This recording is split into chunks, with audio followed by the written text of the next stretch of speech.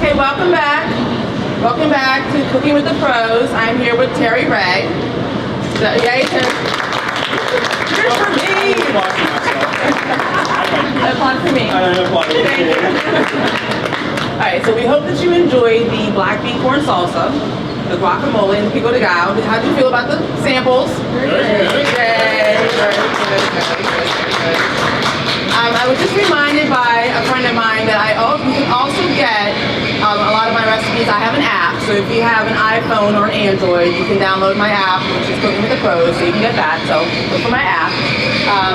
So Marylanders, you're excited about the Ravens going to the Super Bowl. Yay. There you go.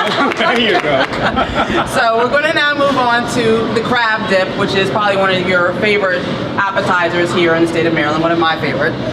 Today we're going to do it with some pita chips, but in the past I actually did a show with Derek Williams, who is a Marylander who went to Penn State, and we made some homemade pretzels. So if you want to do a homemade pretzel, you would actually buy some store-bought bread dough, let it fall, cut it up, put it into pretzels, and then you boil it in some water with some actually baking soda for a couple minutes till it rises, and then you bake them. That's how you make a homemade pretzel, which is delicious. And then you put the crab dip on top of it, so write that down.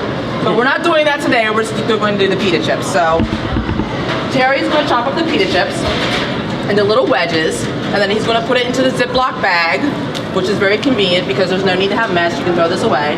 He's going to throw on some olive oil and some Old Bay, which is of course a staple here in the Maryland area. For the crab dip, you're going to take some softened cream cheese, and of course I have used the Wegmans brand, and you're going to put it on to a medium-low heat. I am going to do my best. There we go. You did say to take these apart? Yes, take them apart. And you want to, what he's doing, you want to make sure that you split the pita chips because they bake much quicker when you split them. So I'm going to put this on. Okay, so we're going to throw in our cream cheese, which you'll use it.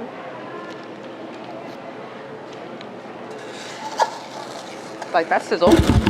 And I you should technically have 3 blocks of cream cheese, but I don't, so we'll just use the one. You would take basically 16 ounces of lump crab to 3 blocks of cream cheese.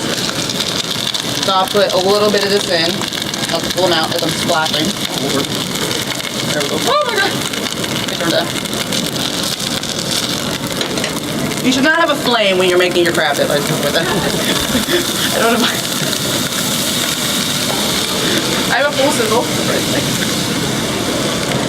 And then we're going to add some mayonnaise. A lot of people don't add the mayonnaise, but I add the mayonnaise for the fat factor. Because if there's not enough fat, it is sour creamy. And then I'm going to add some jalapeno. What? You can leave light cream cheese and light mayonnaise just to lighten it up. I have not actually done that personally, but if you choose to do that. I'm going to put some Worcester sauce in this, and then we're going to add a little bit. Sometimes at home I add a little bit of hot sauce. All right. We're going to pick back up with Terry, and Terry is going to explain to us now again, who are some of the people that you work with currently? We currently represent about a dozen guys who are active in the NFL, and we have a draft class of about 8 kids that we're taking on as clients this year, to include a couple of punters from the Southeast Conference, a couple of kickers, a linebacker from Eastern Michigan, and 3 quarterbacks who we were able to get signed. Smaller school kids, but great college production. We're excited about having them.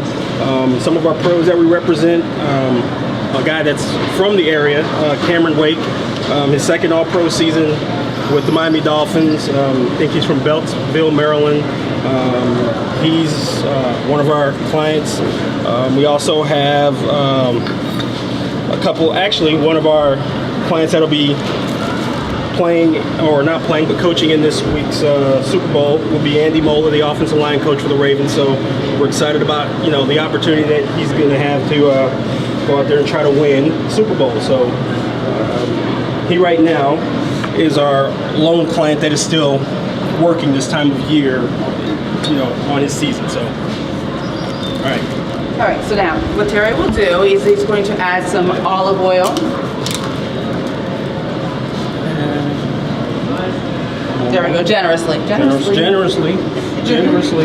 Generously. There you go. There you go. That's good. Okay. Tighten it up. You shake it around. You want to make sure it's completely coated. And it doesn't, we're using Old Bay because of course the Old Bay goes along beautifully with your crab dip. But if you wanted to go with some other spice, you just wanted a sea salt or something of that nature, you could go along with any spices you choose for your pitas. You sprinkle that on. It's Again, generously. all right. Well, the other way then. We're going to go with the other one. How about that? There we go. All right. Same thing. Back on, shake it around. And you throw this on your baking dish, or your baking tray, excuse me, at 350 degrees for about 10 minutes. You want to keep an eye on it because, again, when you split the pita chips, there's going to be a difference in the layering, and you want to make sure that you don't overcook them. But it takes about 8 to 10 minutes, and you want them nice and crisp and golden brown, and then you serve them with, of course, your crab dip. There's some other things that people use when they do their crab dip.